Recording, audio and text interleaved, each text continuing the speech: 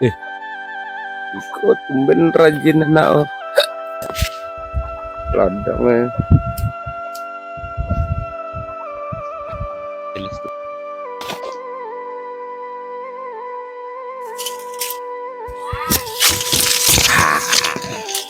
Nanya ku,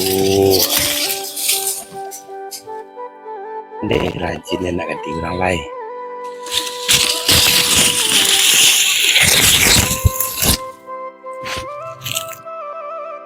Lah, payah na hidup dekat di kampung ko, mau deko hidup ko.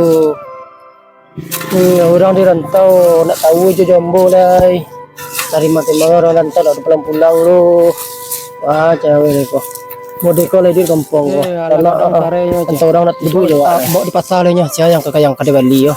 Untuk kadi makan nah. Dua sare gumuhnya. Kadang-kadang sare ya. Dua dia capek ni mahanya bawa ke pasar tu. Kau dobi ya, untuk bawa kakak dimasak, kau terpakai makan kau sama-sama je anak-anak masak ubi ke cik lo.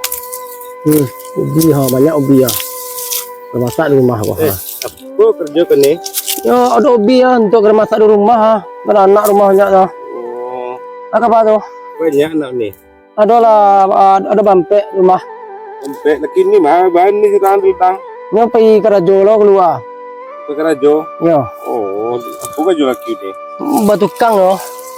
Oh, Apa tu? Mobil tak? aduh, jangan lihat ni.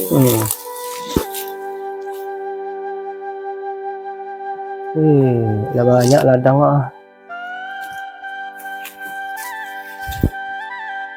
Siapa cowok jadi ganteng cowok tu dia. Tiba-tiba dia di ladang menanyu laki awak je tanya. Apa baik dia?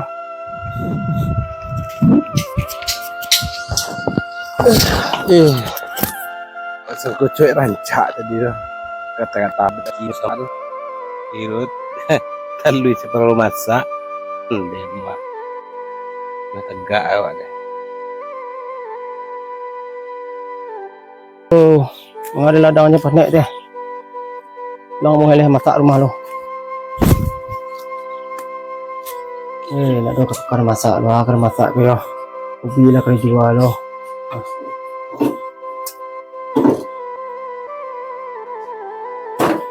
Akan masak deh.